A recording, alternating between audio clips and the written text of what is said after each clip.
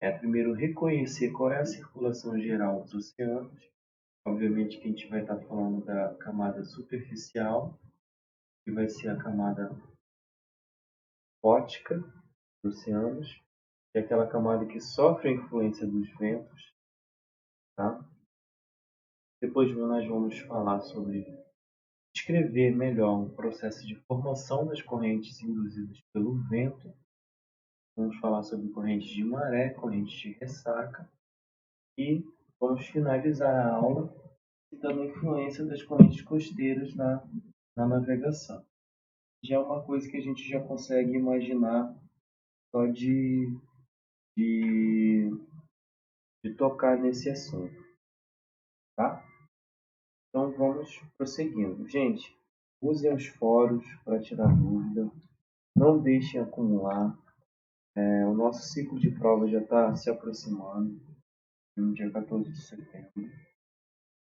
A semana que vai entrar nós não teremos mais,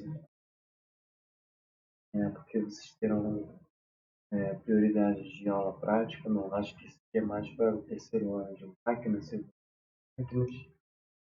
De todo modo, eu ainda não sei como é que está a nossa de aulas, mas eu peço encarecidamente que vocês não deixem acumular a disciplina, porque depois vocês podem se embolar nos temas aí. Então, tá deixando para assistir os vídeos depois, tá deixando para estudar depois, tome um pouco de cuidado com isso daí, porque pode ser que surjam muitas dúvidas, muitas, muitos conceitos acabem se misturando. Inclusive, identifiquei isso na última tarefa. Alguns alunos responderam de uma maneira bastante incoerente, até solicitei que a tarefa fosse refeita. Então, percebo que a tarefa é uma coisa de marcar presença na aula, mas também não é para responder de qualquer jeito. Isso acaba ficando. Não, para mim não fica feio, não. Eu vou lá e vou. Eu sempre estou lendo, estou acompanhando tudo, né? Mas vocês tomem cuidado que de repente uma questão dessa pode vir mais elaborada na prova, e aí algum conceito que colocaram na atividade de uma maneira qualquer jeito, podem errar na prova. Vamos ter um pouco mais atividade, tá? Então, continuando a nossa aula, gente, nós vamos primeiro dar um conceito, corrente marítima, que é algo que a gente escuta muito, muito. Então, já coloque na cabeça de vocês. Corrente marítima é um movimento da água do mar em caráter semi-permanente, tá? As águas dos oceanos, elas sempre estarão se movimentando. Independente se está frio, se está quente, se está dia, se está noite, as águas vão estar em movimento semi-permanente. São diversas as forças que originam essa movimentação das águas. Vento, atração gravitacional, os gradientes de pressão, as acelerações por origem, gradientes de umidade, variação de temperatura. Todas essas forças, gente, elas se fazem sentir de uma maneira concomitante.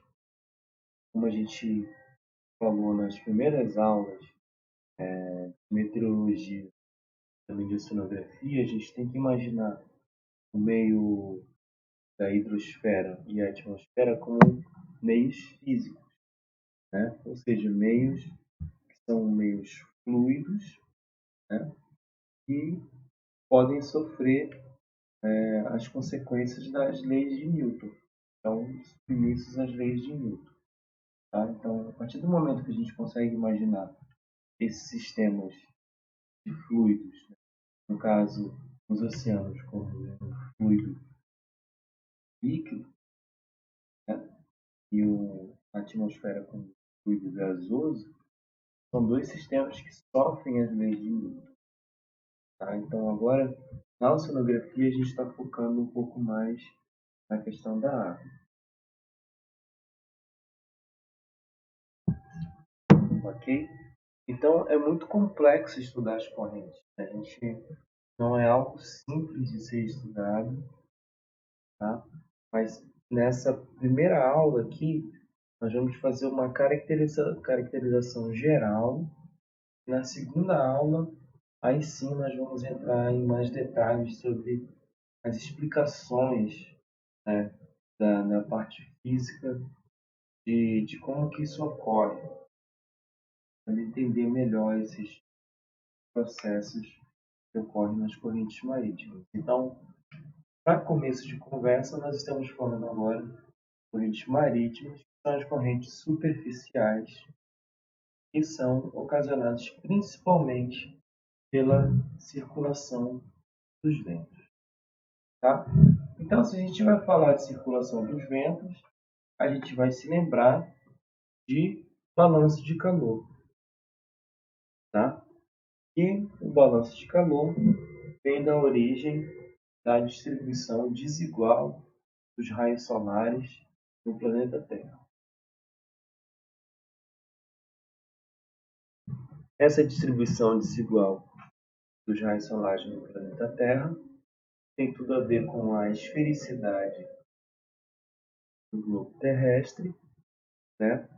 Tem a ver também com a inclinação do eixo da Terra e com a posição, né, da Terra, né, em relação ao Sol, a distância que ela vai ficar do Sol. Periélio, afélio. Então, a partir desse conjunto de movimentos, eu vou ter uma distribuição de raios solares que vai determinar uma movimentação das massas de ar. E essas massas de ar, elas vão transmitir o movimento para os oceanos, tá? E quem inventou isso, gente, não fui eu não, foi um cara lá em 1947. Ele percebeu que em todas as escalas a circulação atmosférica ela é uma importante força geradora de movimentos do oceano. Tá? Então, esse pesquisador, chamado Sverdrup, ele percebeu que os oceanos eles respondem aos centros de alta pressão atmosférica que existem nas latitudes subtropicais. Tá? Vocês lembram dos centros de alta pressão? Se vocês não lembram, tem uma ilustração daqui a pouco que a gente vai lembrar sobre isso. Então, esses centros de alta pressão atmosférica, né, e se é um centro de alta pressão, eu vou ter um giro anticiclônico, não é? Alta pressão anticiclônico. Aí, dependendo do hemisfério que eu tiver, ele vai ter um sentido horário ou anti-horário, mas alta pressão anticiclônica. Então, esses giros anticiclônicos, eles transferem energia para os oceanos, tá? E os oceanos respondem a essa circulação da atmosfera. E aí, essa resposta dos oceanos à circulação atmosférica, nós chamamos de giros subtropicais oceânicos. Tá? Então, essa parte textual aqui, que a gente está vendo aqui, eu peço que vocês deem uma atenção, tá? Peço que vocês deem uma atenção, né? E esse texto está explicando essa figura aqui, tá? O que são esses centros de alta pressão? Nós temos dois modelos aqui, o modelo teórico, onde fala que a Terra é uma massa, uma esfera maciça coberta por uma fina camada de gás, no caso aqui, né? E aí os raios solares não são distribuídos uniformemente. Então são gerados centros de alta pressão nas latitudes próximas dos trópicos. tá? Então eu tenho uma alta subtropical no hemisfério sul e eu tenho uma alta subtropical no hemisfério norte. O que é esse alta? É de alta pressão. E aí quando eu vou para um modelo quase real, que é aquele modelo próximo do real, eu percebo que realmente eu tenho esses centros de alta pressão, que tem a ver com aquelas células de circulação que a gente estudou lá em meteorologia, né?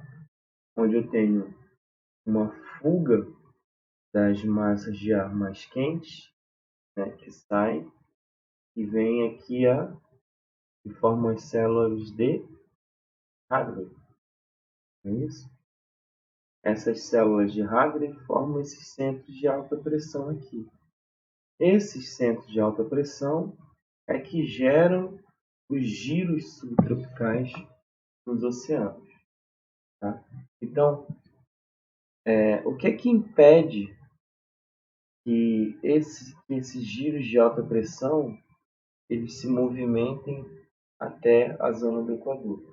Além do calor, existem também uns jatos de ar, né, que correm no sentido para leste, que impedem que esses centros de alta pressão eles se movimentem muito para a linha do Equador. Né? Lembrando de quando a gente decompôs lá em componente meridional e componente zonal, né? A componente zonal, que é no sentido de y, né? Ela não tem tanta força assim a ponto de movimentar esses centros de alta pressão até essas regiões mais quentes, né? Então acaba que esses centros de alta pressão, eles ficam localizados nessas regiões de subtropicais. Tá? Então isso é um modelo teórico. Obviamente que existe uma dinâmica sobre isso daqui, mas praticamente ele se impõe dessa maneira no planeta Terra. Então esses centros de alta pressão eles vão gerar os giros subtropicais nos oceanos. Tá, professor, mas o que é esse giro subtropical? Esse giro subtropical, gente, é a transferência do vento, é a transferência de energia do vento para a água, tá? E essa transferência de energia, ela pode ocorrer através de viscosidade molecular ou de viscosidade turbulenta. Em resumo, quando o vento está fraco, eu vou ter uma transferência mais baixa, né? E aí eu vou ter uma transferência de movimento molécula para molécula. E quando o vento estiver muito forte, eu vou ter uma transferência num meio turbulento e a transferência de movimento vai ser entre parcelas. Tá? Essa aqui é chamada interação oceano-atmosfera. E, obviamente, devido ao atrito entre as camadas, né, a força que é transferida ou a energia que é transferida do vento para a água, ela tem um limite. Isso na próxima aula a gente vai aprender que ela tem um limite de influência. Né? Então, a água movimenta, o vento movimenta a água até uma determinada profundidade. Né? Então, o atrito ele dissipa essa energia. Então, nas primeiras camadas, o vento tem uma maior influência. Nas camadas mais profundas, devido ao atrito, né? Essa energia do vento vai se.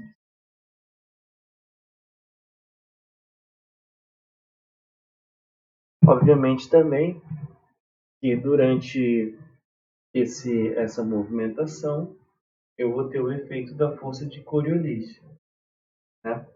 Que a gente já viu que existe na atmosfera e ela também vai existir na água. Tá? No caso do hemisfério norte, Coriolis vai desviar a água para a direita, né? E no hemisfério sul, ela vai desviar a água para a esquerda. Ou seja, se eu tiver um vento soprando aqui, ó, nessa direção, né? A água não vai na mesma direção do vento. Ela vai desviar entre 30 e 45 graus para a direita, no hemisfério norte, ou para a esquerda, no hemisfério sul. E a gente vai aprender que cada camada de água vai ter uma direção diferente. Essa é a chamada teoria de Ekman, que a gente vai aprender na próxima aula. Tá? E esse limite de transferência de movimento tem uma profundidade específica, dependendo da energia do vento. Tá, gente? Então, vejam bem. Se eu tenho uma alta subtropical, né? E aí, no hemisfério sul, as altas subtropicais são o quê? Alta pressão, anticiclônico e anti-horário, tá? Então percebam aqui, ó, que a atmosfera gera esse padrão de circulação nos oceanos do hemisfério sul. Um giro tropical no Pacífico Sul, um giro subtropical no Atlântico Sul, um giro tropical no Oceano Índico, tá? E a mesma coisa, eu vou ter uma alta pressão, né? Aqui na linha do Equador, eu vou ter uma zona de baixa pressão. E é quem, gente? A minha ZCIT, a zona de convergência intertropical. Tá? Então percebam que tudo está se conversando agora. A interação oceano-atmosfera está gritando na nossa cara agora aqui. Tá? Então, no hemisfério norte, eu também vou ter uma alta subtropical, eu também vou ter um movimento anticiclonal, porém, esse movimento vai ser horário. Por quê?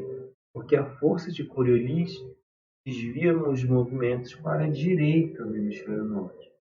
E no hemisfério sul ele desvia para a esquerda. Então, esse padrão de circulação anticiclonal gira um padrão anti-horário no hemisfério sul, em todos os oceanos, e gira um padrão horário no hemisfério norte. Tá? Essas correntes superficiais, gente, elas são formadas por três tipos de correntes. Correntes transversais, são essas que vão de leste para oeste ou de oeste para leste. Quando elas estão na região do Equador, obviamente elas vão ser correntes quentes. E quando elas estiverem na região dos polos, obviamente que elas vão ser correntes frias. Tá? Essa é uma das correntes. Quais são as outras duas correntes? São correntes norte-sul, que vão trazer águas quentes do Equador e levar para a região sul. Tá? A mesma coisa que acontece com o ar, acontece com as camadas superficiais também. Vão levar águas quentes do sul para o polo. Tá? Essa aqui são as chamadas correntes contorno. Tá? E eu vou ter as correntes de sul para norte. Tá? Que vão ser correntes frias. No caso aqui, a gente falando do Atlântico Sul. Se eu for olhar lá para o hemisfério norte, eu vou ter a mesma coisa. correntes transversais, que vão ser quentes e frias, dependendo da localização dela, da latitude. E vou ter correntes de norte, de sul para norte e de norte para sul. Só que aqui elas vão estar invertidas. Mas percebam que sempre eu vou ter uma corrente quente e uma corrente fria. Quente e uma corrente fria. Então, pessoal, um giro subtropical é composto de duas correntes transversais e uma corrente quente e uma corrente fria. Em linhas gerais, é isso, tá? Para a gente entender. A transferência de energia da atmosfera para as camadas superficiais do oceano vai se dar dessa maneira, em linhas gerais. Obviamente que a gente está falando de um resumo aqui, só para a gente entender como é que funciona essa transferência de energia. Essa transferência, como eu já falei para os senhores, pode ocorrer no meio viscoso molecular, no meio viscoso turbulento. Isso aqui tem a ver com com o gradiente do vento, tá? Que vai estar linkado com o gradiente de pressão, que por sua vez vai estar linkado com o gradiente de temperatura. Então uma coisa puxa a outra. Então essa transferência de energia do vento para a água vai ter a ver com a temperatura da atmosfera. O gradiente de temperatura vai reger a velocidade do vento e vai reger, por assim dizer, o estado do mar também, já que o mar vai interagir com o ar, tá? E obviamente vai sofrer os efeitos de Coriolis, tá? Então tem um vídeo aqui, gente, que eu acho interessante a gente ver. Eu vou tirar o fone, porque eu acho que com o meu fone a gente não consegue captar o áudio. Esse vídeo eu coloquei o link na nossa página e eu gostaria que vocês vissem. É um vídeo que a NASA fez com traçadores. Traçadores são flutuadores que você coloca na superfície da água e depois você consegue fazer o estudo das correntes superficiais. E ele está acelerado, mostrando como é que se movimentam as correntes superficiais nos oceanos. Vamos acompanhar aqui.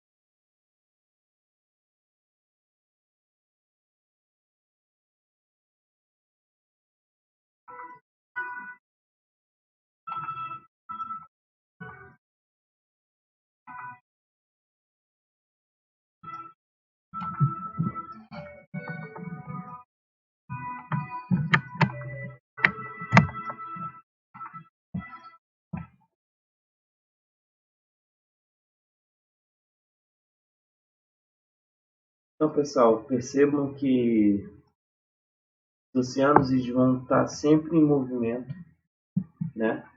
Independente da atmosfera, né? Se o fluxo for turbulento, se o fluxo for laminar, essa transferência de calor vai ocorrer e depois, por inércia, por gradiente de pressão, gradiente de temperatura, esse movimento vai acontecer. E aí, esse choque térmico pode ocasionar a formação de vórtices, que são esses redemoinhos que vocês estão vendo aqui, que eu propositalmente coloquei na capa da nossa disciplina, né, que eu acho muito interessante esse choque térmico entre águas quentes e águas mais frias, que formam esses vórtices. Isso aqui está bem acelerado, tá, gente? Porque a gente está falando de uma escala sinótica, né? E aí, se vocês observarem a data aqui, né, e tem uma aceleração desses dados, percebe que tem correntes que são mais velozes que outras. Umas são mais lentas, outras são rápidas. Mas esse seria mais ou menos a dinâmica dos oceanos. Os oceanos nunca param de se movimentar. É por isso que, às vezes, quando a gente está à deriva, o termo à deriva é bem conveniente. Porque você não sabe onde é que você vai parar, dependendo da corrente que você pega. Tá? Então, num resumo, o que a gente tem do fluxo das correntes, né, na natureza seria mais ou menos isso daqui. A região intertropical, né, nós temos as correntes mais quentes, e obviamente esse movimento de corrente, né, aqui favorecido pelos ventos alisos, geram contracorrentes, e aí por eu ter uma região de ressurgência, que é algo que a gente vai estudar ainda também, por eu ter essa região de ressurgência, eu também tenho a criação de vórtices. Esse transporte de calor aqui, ó, que vem, lembram que a gente estudou em meteorologia? Que vem essas águas mais frias e úmidas que trazem, trazem essa temperatura mais seca e fria. Se encontram com essa umidade aqui da vinda do Equador, formam esses furacões, né? E depois favorecem a formação da corrente do Golfo aqui nessa região. A corrente do Golfo, ela se assemelha muito com a corrente de Kushiro, no Japão. Então, por isso que ocorrem muitas tormentas, muitos furacões naquela região ali do Japão. Tá? Aqui no Brasil, nós temos a corrente norte do Brasil, nós temos a corrente do Brasil, né? Na África, nós temos a corrente de Moçambique, e na Austrália, nós temos a corrente leste australiana. Para quem assistiu Procurando Nemo, a corrente leste australiana, né, foi que levou o Marlin, né, o pai do Nemo. A grande barreira de corais fica nessa região aqui. Sydney fica aqui embaixo. Então ele pegou a corrente leste australiana para poder chegar lá no endereço do Sherman Wallaby Way 42 Sydney, para achar o filho dele lá que está no aquário. O resto da história você já sabe. Tá? Então percebam que nós temos uma poderosa corrente aqui, ó, embaixo, a corrente circular antártica. Ela não tem nenhum impedimento, né, dela ocorrer. A única corrente que dá a volta ao mundo tem nenhum impedimento. E nós temos esses giros aqui, tá? Que depois nós vamos ver com mais detalhes. Agora nós estamos focando só na interação oceano-atmosfera, entendendo um pouco melhor como é essa transferência de energia da atmosfera para os oceanos. Tá? Então, gente, claramente as correntes de superfície, elas refletem o campo de ventos de superfície em várias escalas. E assim, vou botar minha carta aí. E assim, ai meu Deus do céu. E assim, né? E assim, os grandes giros oceânicos, eles se assemelham aos grandes sistemas atmosféricos, como os ventos alísios, os ventos de oeste, os ventos de leste polar, né? Então, se a gente olhar, por exemplo, se a gente focar, vamos olhar aqui só para o Oceano Atlântico, né? A gente percebe que a gente tem a corrente sul equatorial, depois ela bifurca, a corrente norte do Brasil, corrente do Brasil e na corrente circumpolar antártica. Depois nós temos a corrente de Benguela, né? E aí nós temos o giro subtropical do Atlântico Sul. E quando a gente vai aqui para cima, nós temos a corrente norte equatorial, corrente do Caribe, nós temos um loop aqui do Golfo do México, depois nós temos a corrente do Golfo, né? E a corrente dos Açores, que formam o giro subtropical do Atlântico Norte. E aí, se a gente olha para o Pacífico Norte, nós temos a contracorrente norte equatorial, que ela está correndo para o outro lado aqui, ó. A corrente norte equatorial está correndo para lá. A corrente Kuroshio, vou falar para vocês, que se assemelha com a corrente do Golfo, você vê? Kuroshio, corrente do Golfo, é a mesma direção. Corrente da Califórnia, é a mesma direção da corrente dos Açores, né? E aí, por causa da formação da bacia, nós temos outras correntes aqui também, corrente do Atlântico. Mas, em geral, nós temos esse giro subtropical aqui do Pacífico Norte. E aí, quando a gente olha aqui para baixo, nós temos a corrente sul equatorial, a corrente leste australiana, que levou o pai do Nemo até a Pitcairn, 42 Wallaby Way, Sydney, né? A corrente circumpolar antártica, a corrente do Peru, Chile, formando o giro subtropical do Pacífico. E a mesma coisa aqui no Oceano Índico, né? A corrente de Moçambique, a corrente circular antártica, a corrente oeste australiana e a corrente sul equatorial. E a região de monções, né, tem a ver com a região de montanhas aqui da Mongólia, que a gente comentou alguma coisa, tá? Qual que é o que eu quero que vocês foquem nisso daqui? Nessa figura, gente. Essa figura é a mais importante da aula de hoje, tá? Essa figura conversa com essa figura. Percebam que as zonas de alta pressão, elas têm muita coisa parecida com os giros subtropicais oceânicos de superfície, tá? Obviamente que eles não vão ser iguais, porque a gente sabe que o calor específico da água é diferente do calor específico do continente.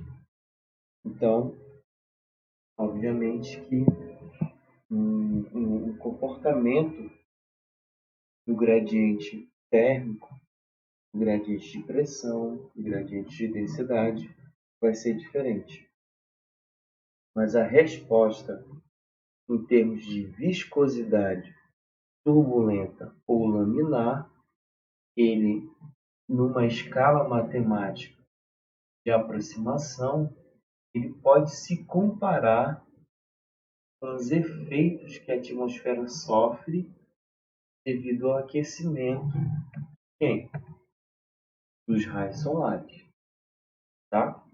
Então, essa distribuição dos raios solares, que gera os centros de alta e baixa pressão na atmosfera, elas transferem essa energia para a superfície dos oceanos, conforme descobriu Sverdrup, um oceanógrafo, que lá em 1947 já tinha observado isso e tinha percebido que existia uma relação muito interessante entre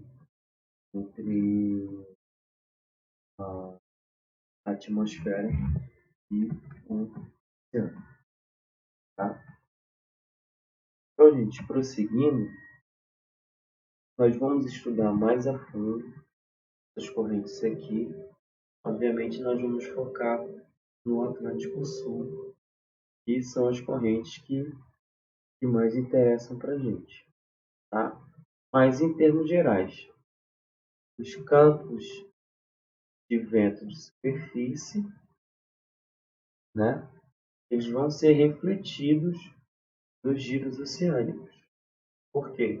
Porque os giros oceânicos vão refletir, né, esse padrão de vento. Tá? Pulando para o item 2 da nossa aula, né, a gente já falou sobre correntes induzidas pelo vento. Né? Quando a gente fala de correntes induzidas pelo vento, nesse momento a gente vai ter que esquecer um pouco de brisa marítima e brisa terrestre. Porque, apesar de ter uma inversão térmica que gera um gradiente de pressão em que há uma criação de vento, a gente sabe que a brisa marítima, a brisa terrestre, ela não tem uma capacidade de gerar uma corrente tão forte assim. Então, as correntes induzidas pelo vento são essas correntes geradas por essas massas de ar, grandes o suficiente para transferir energia para essas camadas superficiais. Tá? Por outro lado, as correntes de maré, elas não são geradas pelo gradiente gravitacional. Tá? É muito interessante a gente pensar nisso. Correntes de maré no oceano, tudo bem, elas são geradas pelo gradiente gravitacional. Só que elas são ínfimas quando comparadas com o gradiente do vento. As correntes de maré, elas são mais importantes na zona costeira, pessoal. Por quê? Porque na zona costeira, a gente já está em águas rasas. Então, vai haver uma diferença no gradiente horizontal do nível da água. Tá? Então, por isso que nas regiões costeiras é extremamente importante nós conhecermos as correntes de marés. Aí, eu vou dar um exemplo disso daqui. Né? É uma figura, espero que não trave quando colocar no YouTube para vocês. Né? Mas essa figura está no material da aula passada. Quando a corrente está enchendo, ela vai na direção da costa. Quando ela está vazando, ela sai da direção da costa, gerando essa variação da maré e corrente de sentido contrário. Tá? Mas percebam, por exemplo, aqui, ó, eu usei o caso do Rio Pará, né? Porto de Vila do Conde, que fica nessa região aqui. Né? E aí eu usei como exemplo aqui. Na região da Foz, vamos usar essa linha aqui como referência, a linha de 6 horas. Tá? Percebam que quando a maré está bem cheia na Foz, tá? Lá em Vila do Conde ainda está enchendo. Né? Então, há uma diferença horizontal de nível. Né? Ou seja, tem mais água na Foz do que no porto. Logo, o gradiente de pressão está na direção do continente. Então, as correntes vão estar em que direção? para dentro do continente. Essas correntes de maré vão estar para dentro do continente. Isso não tem nada a ver com a Lua. Não tem nada a ver com a Lua. Tem puramente a ver com a propagação da onda de maré em água rasa. Tá, pessoal? Na próxima aula a gente vai ver isso daí. E propagação de maré em estuário não tem nada a ver com FGM, força geradora da maré. Por outro lado, se eu olhar nessa outra linha aqui, ó, vamos usar essa linha aqui, ó, essa linha aqui de 18 horas. Percebo, quando a maré está na baixa mar, lá no, não, outra aqui, essa aqui 18, tá de 6 em 6, então essa aqui é 21. Essa aqui de 21. Quando a maré está quase cheia em Vila do Conde, ela já começou a vazar lá na foz. Ou seja, o gradiente está ao contrário agora. Tem mais água aqui em Vila do Conde do que na foz, né? A superfície do mar está inclinada agora na direção do oceano. Então as correntes vão estar naquela direção. Então por isso que ora eu tenho corrente no sentido entrando para o continente, ora eu tenho corrente no sentido saindo do continente. E aí eu achei interessante colocar essas duas figuras aqui embaixo, mostrando que na cisígia as amplitudes são bem maiores que na quadratura, tá?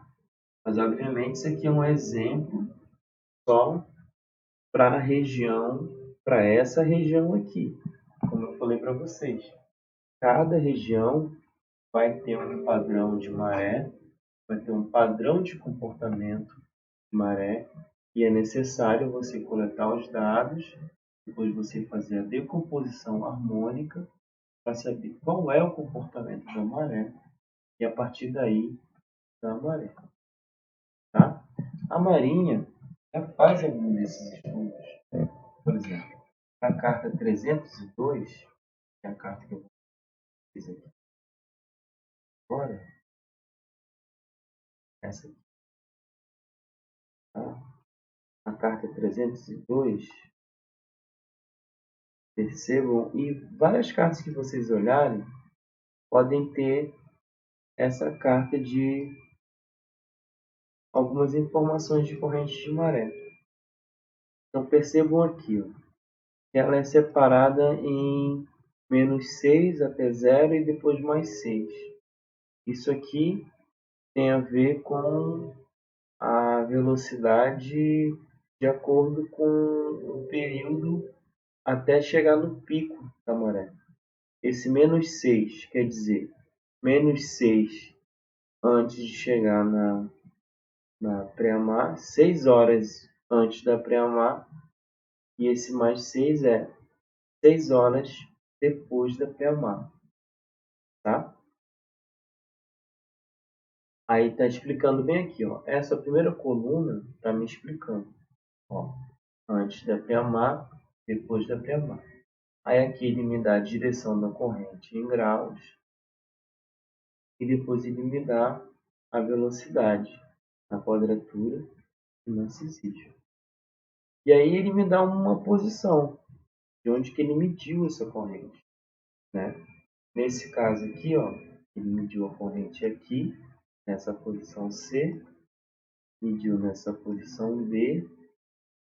E, gente, me desculpem, a posição A, eu me bati e não encontrei essa posição A aqui. Medição de corrente. Ah, tá aqui, ó. Caraca, achei. Posição A, que é na frente de Salinópolis. Por que na frente de Salinópolis? Porque lá tem um farol. Farol de Salinópolis e é um ponto de passagem internacional de navios mercantes, é um ponto de alinhamento. Então é interessante que esse documento traga informações sobre isso. tá? Mas na próxima aula nós vamos estudar só a carta de corrente de marés. São documentos antigos, mas que ainda assim auxiliam na navegação, tá? Então, por exemplo, 6 horas antes da pré-mar, na Cisídia, a velocidade é de 2,4 nós, né? E 6 horas na pré-mar, essa velocidade também é de 2,4 nós. E assim por diante. Então você já consegue ter uma estimativa. Você já consegue ver também qual é o vetor, né, direção dessa corrente. Então se você está navegando nessa direção aqui, você já sabe qual é que vai ser o abatimento da embarcação, qual é o tipo de corrente que você vai encontrar aqui, né? Então esse é o grau de utilização que você pode ter da carta de corrente de maré. E lembrando sempre que corrente de maré tem a ver com o gradiente horizontal. Cadê? Corrente de maré tem a ver com o gradiente horizontal da, da diferença de nível, né? Ou seja, se na foz eu tenho 4 metros e mais para dentro do rio eu tenho 4 metros de altura acima da baixa mar, né? 4 metros. E mais para dentro, né? Que a maré vai demorar para chegar lá. Eu tenho 1 metro, quer dizer que eu vou ter um gradiente de pressão em direção a esse 1 metro. Então, logo, eu vou ter uma corrente de enchente. E aí, uma hora isso vai se inverter. Uma hora vai se equilibrar. E aí pode ser que seja mais ou menos esse período de 6 horas, né? Dependendo da posição em que eu estiver.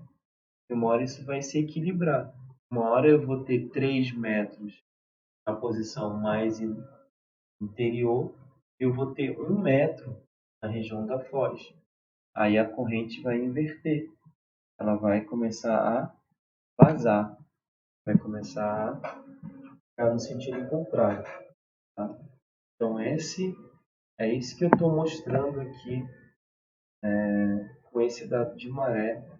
E depois nós vamos ver na aula seguinte na carta de corrente. Não vou mostrar agora para não confundir a cabecinha dos senhores. Tá? E aí eu achei interessante mostrar que esse modelo de estuário que nós temos no Rio Pará é um estuário que ele é dominado por maré, né? Onde ele tem um padrão de barras formado na foz, sempre com fluxo bidirecional. Na região da foz ele tem um fluxo dominante por enchente.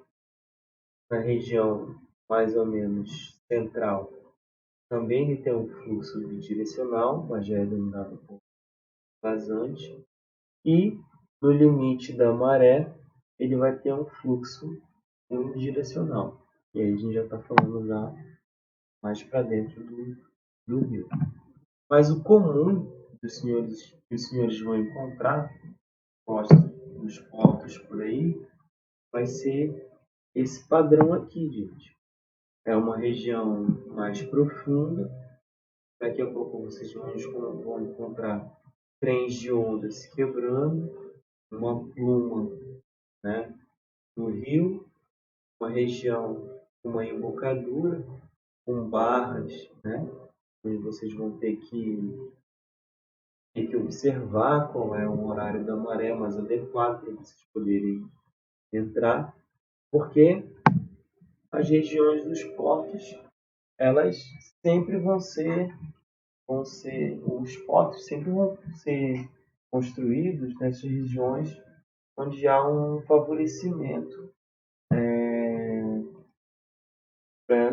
de regiões abrigadas, onde as regiões abrigadas favorecem as construções, onde uma intensa agitação do mar. Então, por isso que a foz e estuários são sempre usados para construir portos, né? Porque senão, se você construir numa área aberta assim, você não vai conseguir ter paz, né, numa região portuária. Você vai ter que fazer alguma obra ali de estabilização, né? Mas o comum de você encontrar numa região portuária é algo parecido com essa de morfologia, tá? E quando a gente fala de corrente de ressaca, gente, a gente vai lembrar de duas coisas. A primeira coisa é lá das aulas de meteorologia, tá? Aqui eu estou usando um exemplo de pista de vento relacionada a um centro de baixa pressão. Um centro de baixa pressão é um ciclone. Inclusive está se formando um ciclone agora, aqui no Brasil. Tá?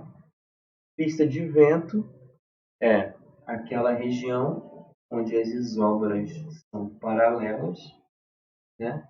E o vento sopra na mesma direção. Quanto maior essa pista de vento, maior vai ser a capacidade de transferência do vento, né? Do vento transferir energia para a superfície do mar. Se ele conseguir transferir muita energia para o mar, eu vou gerar as vagas e as vagas vão gerar swell. E se esse centro, que pode ser também um centro de alta pressão, se ele estiver muito próximo da linha de costa, ele pode gerar esse efeito aqui, ó, um efeito meteorológico. Por quê? Porque esse vento vai empilhar água na linha costeira, tá? Então, essa é a chamada ressaca. É quando há um empilhamento de água devido à formação de pistas de vento que impedem que a maré astronômica voe normalmente, tá? Então há um empilhamento, o nível médio do mar ele sobe durante alguns dias.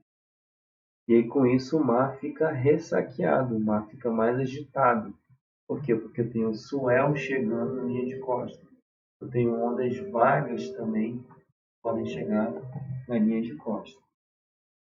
Aí eu trouxe dois exemplos aqui, senhores, para a gente entender melhor o que é que a gente está falando. O primeiro dos exemplos é sobre essa grande massa de ar frio, que até gerou neve ali no Brasil, né? E aí eu peguei a carta sinótica do dia 22, tá? Para a gente ver o tamanho dessa massa de ar, né? Então vocês vejam que ela chegou até quase lá no sul do Pará, né? É quase lá no sul do Pará, porque eu estou no Pará, tá, gente? Eu estou viajando. Então percebo que essa grande massa de ar aqui, né, que é um anticiclone, ela gerou pistas de vento. Olhem para as áreas alfa, Bravo, Charlie e Delta aqui. Percebam que essas isóbaras estão bem alinhadinhas aqui, ó. Então, essa pista de vento aqui favoreceu a ressaca. E aí, quando eu olho para a imagem de satélite, se eu tenho uma grande massa de ar de alta pressão, né? Alta pressão, o ar está frio. O ar está frio, ele está pouco úmido. E aí, quando eu olho na imagem de satélite, eu tenho pouca formação de nuvem, né? E na área de encontro da massa de ar frio com a massa de ar quente, eu tenho a formação da frente fria. Então veja que eu tenho duas frentes frias aqui formadas, né? Duas linhas de estabilidades aqui formadas, tá? E aí agora eu peguei uma mais recente, uma de hoje mesmo, dia 25, onde já tem um ciclone se formando na região delta aqui. Aquela massa de ar que estava aqui em cima do Brasil já está lá no meio do oceano, né? O que a gente estuda em meteorologia? É sempre uma baixa, uma alta, uma baixa, uma alta, uma alta, uma alta, né? Então, depois dessa alta pressão, vem o sistema de baixa pressão, e aí já tem uma frente oculosa aqui, e eu já tenho uma formação de um ciclone. E nessa imagem aqui de vapor d'água, consigo ver bem, né, o giro desse ciclone, né? Se eu tenho um giro horário no hemisfério sul, eu tenho um ciclone. Se eu tenho um giro anti-horário, eu tenho um anticiclone, tá? E aí, para a gente fazer um exercício de pessoas safas, eu usei aqui o site da Marinha para a gente baixar as cartas sinóticas aqui e sempre se lembrar de consultar, né, as cartas sinóticas para confirmar essa questão da previsão do tempo e sempre olhar os avisos de mau tempo, tá? Agora aqui eu vou atualizar, né? E aqui está me avisando os avisos de mau tempo. Ó, vento forte na área brava, na Charre, área delta, e aqui um aviso de ressaca, onde? Na área delta, tá? Então, quando eu olho aqui na área delta e volto aqui para minha área delta, né? Vou desabilitar aqui. Essa aqui. Quando eu volto aqui para minha área delta, olha só aqui, ó.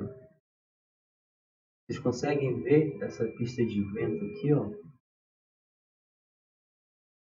né? Então é isso aqui que está gerando a ressaca. Essa pista de vento aqui está empilhando todo esse vento aqui nessa região de área delta. Então, o que é que o meu aviso de mau tempo está dizendo? Área delta, a partir de 24, ondas de sul, sudeste, 3 a 5 metros, né? E quando a gente olha aqui na carta sinótica, ondas de sul e sudeste, né? De 3 a 5 metros na área delta, né?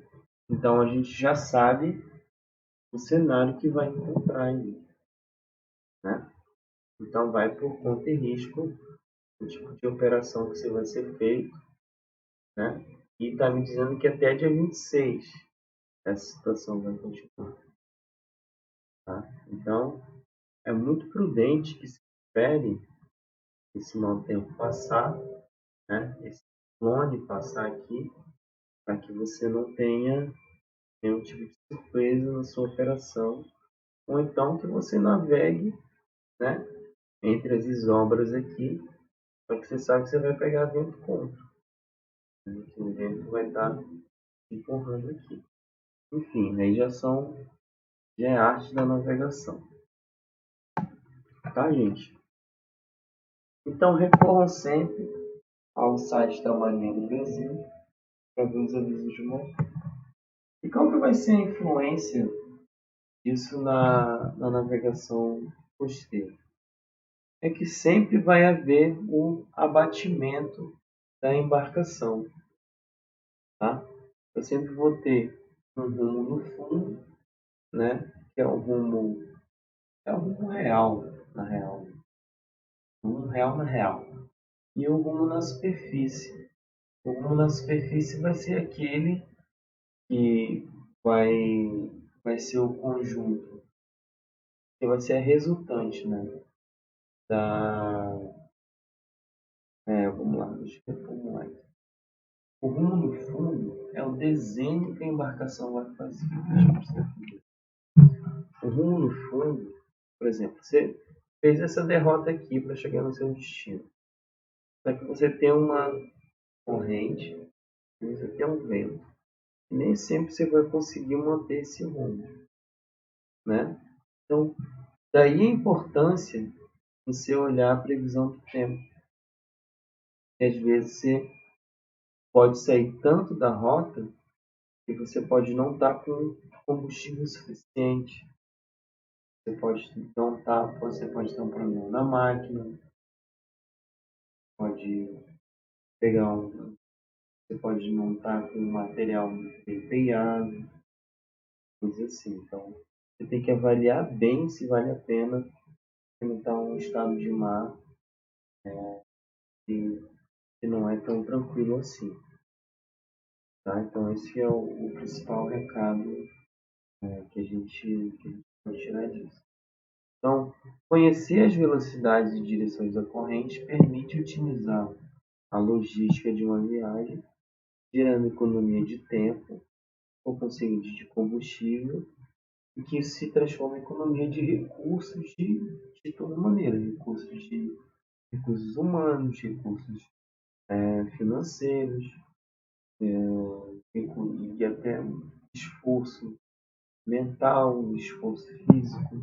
Então, por isso que é importante você conhecer como funciona o sistema oceânico, para que você depois consiga chegar numa decisão melhor, um assessoramento melhor para o seu chefe. Tá, gente? As principais correntes que nós temos aqui no litoral do Brasil são três: corrente do Brasil, corrente das Malvinas, corrente norte do Brasil. As correntes do giro do Atlântico Sul, além dessas três, vão ser a corrente circumpolar antártica, a corrente de Benguela e a corrente sul-equatorial. Tá?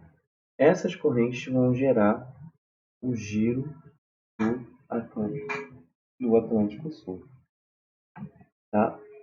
É muito importante que nós entendamos quais são essas correntes, porque você conhecendo o comportamento dessas correntes, você evita, né, navegar contra as correntes ou navegar muito próximo da zona costeira, e você até aproveita essas correntes. Esse aqui é um mapa mostrando do Marine Traffic, mostrando as derrotas, né, dos navios. Vocês percebem que uns navegam bem distante da linha de costa, já exatamente aproveitando essa correntada aí da corrente norte brasileira, né? Outro mostrando a corrente norte do Brasil. É uma região bastante movimentada. Essa concentração de navios aqui são navios de apoio marítimo.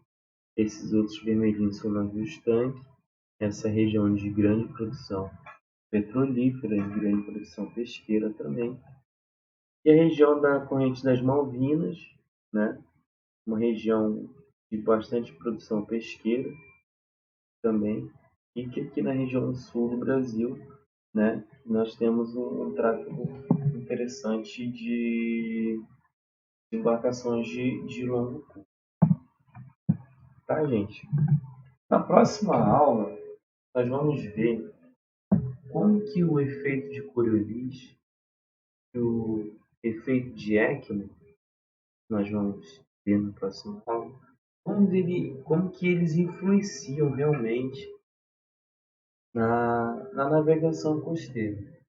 Tá? A princípio, a gente viu em linhas gerais aqui o que é a circulação dos oceanos, como é que se faz a transferência de energia dos sistemas atmosféricos do oceano, como é que é a circulação geral, como é que é a circulação de marés, como é que é a circulação de ressacas, mas existe ainda outras correntes que influenciam na navegação costeira.